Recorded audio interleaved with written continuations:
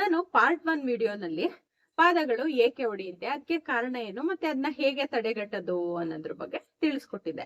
ಇದು part 2 video. ಇದರಲ್ಲಿ ನಮ್ಮ ಪಾದಗಳ ಆರೈಕೆನ ಹೇಗೆ ನಾವು ಮನೆಯಲ್ಲೇ ಮಾಡ್ಕೊಳ್ಳೋದು, ನಮ್ಮ ಒಡೆದಿರೋ ಹಿಂಡಿನ ಹೇಗೆ ನಾವು ಮನೆಯಲ್ಲೇ ಸಿಗುವಂತಹ ಆಹಾರ ಪದಾರ್ಥಗಳಿಂದ ಮತ್ತೆ ನಮ್ಮ ಸುತ್ತಮುತ್ತ ನೈಸರ್ಗಿಕವಾಗಿ ಸಿಗುವಂತಹ ಸಸ್ಯಗಳಿಂದ ಮನೆ ಮದ್ದಾಗಿ ತಯಾರಿಸ್ಕೊಂಡು ಹೇಗೆ ನಮ್ಮ ಪಾದಗಳನ್ನ ಆರೈಕೆ ಮಾಡ್ಕೊಳ್ಳೋದು, ಮತ್ತೆ ನಮ್ ಬಿರುಕ್ಬಿಟ್ಟಿರೋ ಪಾದಗಳನ್ನ ಹೇಗೆ ವಾಸಿ ಮಾಡ್ಕೋಬಹುದು ಅನ್ನೋದ್ರ ಬಗ್ಗೆ ತಿಳಿಸ್ಕೊಡ್ತಿದೀನಿ. ಮನೆಯಲ್ಲಿ ಯಾರಿಗಾದ್ರೂ ಒಬ್ರಿಗಾದ್ರೂ ನಮ್ಮ ಹಿಂಡಿ ಒಡೆದಿರುತ್ತೆ.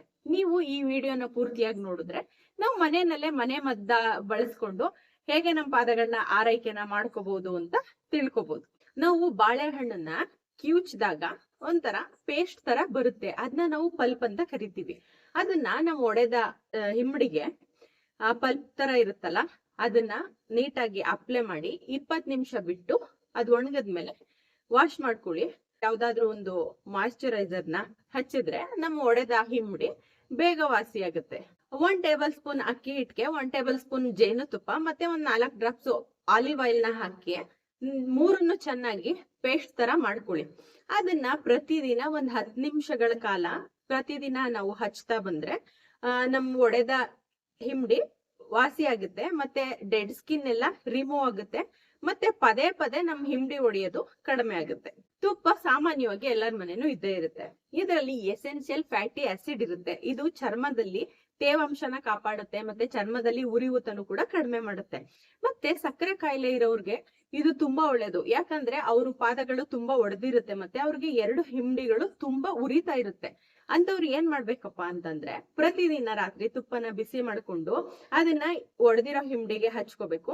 ನೀವು ಹಿಂಡಿ ಒಡೆದಿಲ್ಲ ಅಂದ್ರೂ ಕೂಡ ಸಕ್ಕರೆ ಕಾಯಿಲೆ ಇರೋರ್ಗು ಪಾದ ಉರಿತಾ ಇದ್ರೆ ಅವ್ರು ಹಚ್ಕೊಂಡು ಹಾಸಿಗೆಗಾಗುತ್ತೆ ಅನ್ನೋದಾದ್ರೆ ಪ್ಲಾಸ್ಟಿಕ್ ಕವರ್ನ ಹೋಲ್ ಮಾಡ್ಕೊಂಡು ಅದನ್ನ ಕಟ್ಕೊಂಡು ಮಲ್ಕೊಂಡ್ರೆ ಒಡೆದೇ ಇರೋ ಹಿಂಡಿನೂ ವಾಸಿ ಆಗುತ್ತೆ, ಮತ್ತೆ ಪಾದದಲ್ಲಿ ಇರುವಂತ ಉರಿನೂ ಕಡಿಮೆ ಆಗುತ್ತೆ.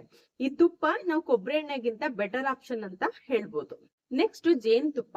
ಇದು ಚರ್ಮದಲ್ಲಿ ತೇವಾಂಶನ ಹೆಚ್ಚು ಮಾಡುತ್ತೆ, ಮತ್ತೆ ಇದ್ರಲ್ಲಿರೋ ಆಂಟಿ ಬ್ಯಾಕ್ಟೀರಿಯಲ್ ಪ್ರಾಪರ್ಟಿ ಇನ್ಫೆಕ್ಷನ್ ನ ಕಡಿಮೆ ಮಾಡುತ್ತೆ, ಮತ್ತೆ ಇದು ಚರ್ಮನ ಮೃದುವಾಗಿಸಿ ಕ್ರ್ಯಾಕ್ ಫುಟ್ ಬೇಗ ವಾಸಿ ಆಗೋ ತರ ಮಾಡುತ್ತೆ. 2 ಟೇಬಲ್ ಸ್ಪೂನ್ ಜೇನುತುಪ್ಪನ ಉಗುರು ಬೆಚ್ಚಗಿನ ನೀರೊಳಗಡೆ ಹಾಕಿ 15 ನಿಮಿಷಗಳ ಕಾಲ ಆ ನೀರಲ್ಲಿ ನಮ್ಮ ಪಾದನ ಇಟ್ಕೊಂಡು 15 ನಿಮಿಷ ಆದ್ಮೇಲೆ ಒಂದ್ ತರಿತರಿಯಾದ ಕಲ್ನಲ್ಲಿ ನಮ್ಮ ಪಾದನ ಉಜ್ಕೊಂಡ್ರೆ ಡೆಡ್ ಸ್ಕಿನ್ ರಿಮೂವ್ ಆಗುತ್ತೆ, ಮತ್ತೆ ನಮ್ಮ ಒಡೆದ ಹಿಮ್ಮಡಿ ಬೇಗ ವಾಸಿ ಆಗುತ್ತೆ. Next aloe vera gel.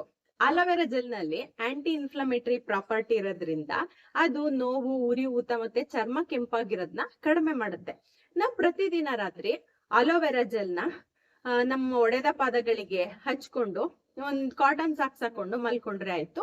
ಪ್ರತಿದಿನ ಹೀಗ್ ಮಾಡಿದ್ರೆ ನಮ್ಮ ಒಡೆದ ಹಿಂಡಿ ಬೇಗ ಕಡಿಮೆ ಆಗುತ್ತೆ. ಇಲ್ಲಾಂದ್ರೆ ಬೆಳಿಗ್ಗೆ ಹೊತ್ತಾದ್ರೂ ನೀವು ಒಂದ್ 15 ನಿಮಿಷಗಳ ಕಾಲ ಅಲೋವೆರಾ ಜೆಲ್ ನ ಒಡೆದ ಹಿಂಡಿಗೆ ಅಪ್ಲೈ ಮಾಡ್ಕೊಂಡ್ರೆ ನಮ್ಮ ಒಡೆದ ಪಾದಗಳು ಬೇಗ ಕಡಿಮೆ ಆಗುತ್ತೆ, ಮತ್ತೆ ಡೆಡ್ ಸ್ಕಿನ್ ಎಲ್ಲ ರಿಮೂವ್ ಆಗುತ್ತೆ. ನೆಕ್ಸ್ಟ್ ದಾಳಿಂಬೆ ಸಿಪ್ಪೆ.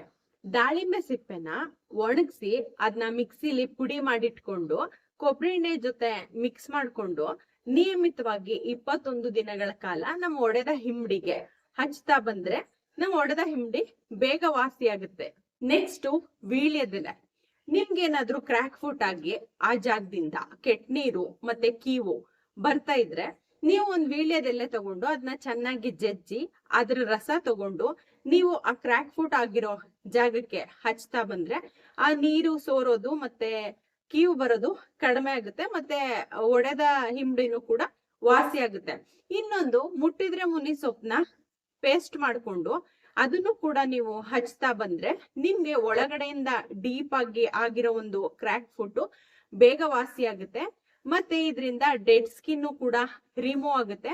ಮತ್ತೆ ಏನಾದ್ರೂ ನಿಮ್ಗೆ ನೀರು ಸೋರ್ತಾ ಇದ್ರು ಕೂಡ, ಕೆಟ್ಟ ನೀರ್ ಏನಾದ್ರೂ ಸೋರ್ತಾ ಇದ್ರು ಕೂಡ ಹಿಂಡಿಯಿಂದ ಅದನ್ನು ಕೂಡ ಮುಟ್ಟಿದ್ರೆ ಮುನಿ ಸೊಪ್ಪಿನ ಪೇಸ್ಟ್ ಮಾಡ್ಕೊಂಡು ಅದ್ರ ಪೇಸ್ಟ್ ನ ಹಾಕೋದ್ರಿಂದ ಬೇಗ ವಾಸಿ ಆಗುತ್ತೆ.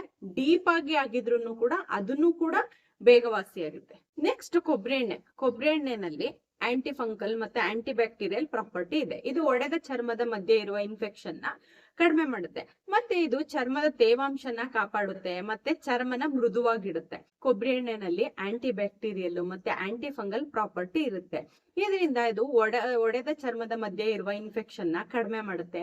ಮತ್ತೆ ನಮ್ಮ ಚರ್ಮ ತೇವಾಂಶಯುತವಾಗಿರುವಂತೆ ನೋಡ್ಕೊಳ್ಳುತ್ತೆ. ಮತ್ತೆ ನಮ್ಮ ಚರ್ಮನ ಮೃದುವಾಗಿರಿಸುತ್ತೆ.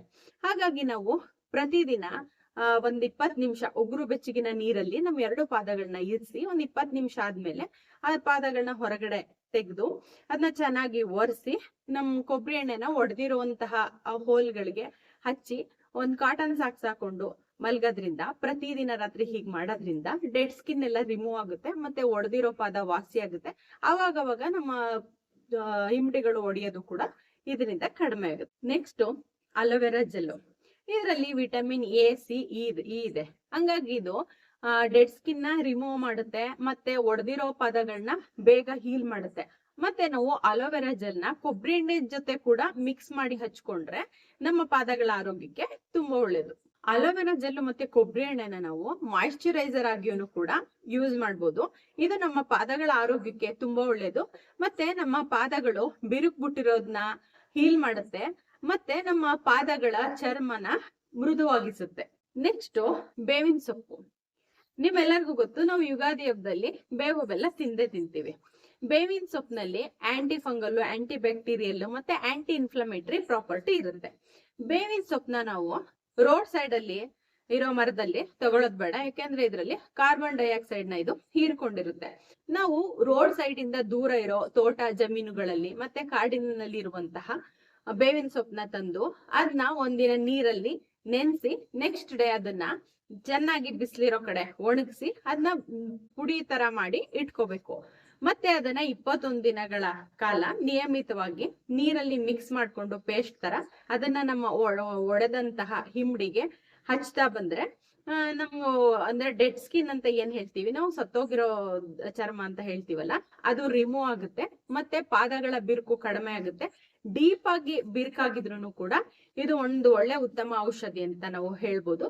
ಮತ್ತೆ ಇನ್ನು ಯಾವಾಗ್ಲೂ ಜಾಸ್ತಿ ಚರ್ಮ ಬಿರುಕು ಬಿಡೋದು ಆಗ್ತಾ ಇರಲ್ಲ.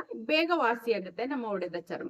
ನಾನು ಇವತ್ತು ನಿಮ್ಗೆ ಒಡೆದ ಪಾದಗಳು ಹೇಗೆ ನಾವು ಮನೆಯಲ್ಲೇ ಸಿಗುವಂತಹ ಆಹಾರ ಪದಾರ್ಥಗಳಿಂದ ಮತ್ತೆ ನಮ್ಮ ಸುತ್ತಮುತ್ತ ಪರಿಸರದಲ್ಲಿ ಸಿಗುವಂತಹ ಸಸ್ಯಗಳಿಂದ ಹೇಗೆ ಮನೆ ಮದ್ದಾಗಿ ಬಳಸ್ಕೊಂಡು ವಾಸಿ ಮಾಡ್ಕೋಬಹುದು ಅನ್ನೋದ್ರ ಬಗ್ಗೆ ತಿಳಿಸ್ಕೊಟ್ಟಿದೀನಿ. ಮತ್ತೆ ನಾನು ಪಾರ್ಟ್ 1 ವಿಡಿಯೋದಲ್ಲಿ ನಮ್ಮ ಪಾದಗಳು ಹೇಗ್ ಬಿರುಕು ಬಿಡುತ್ತೆ, ಅದಕ್ಕೆ ಕಾರಣ ಏನು ಅನ್ನೋದ್ರ ಬಗ್ಗೆ ತಿಳಿಸ್ಕೊಟ್ಟಿದೀನಿ. ನೀವು ಅದನ್ನು ಕೂಡ ನೋಡ್ಬೋದು. ಈ ವಿಡಿಯೋ ನಿಮ್ಗೆ ಇಷ್ಟ ಆಗಿದ್ರೆ ಇಂದ್ರಾಣಿ ದ್ರೌಸ್ ಯೂಟ್ಯೂಬ್ ಚಾನಲ್ ನ ಸಬ್ಸ್ಕ್ರೈಬ್ ಮಾಡ್ಕೊಳ್ಳಿ, ಲೈಕ್ ಮಾಡಿ, ಶೇರ್ ಮಾಡಿ, ಕಮೆಂಟ್ ಮಾಡಿ. Thank you.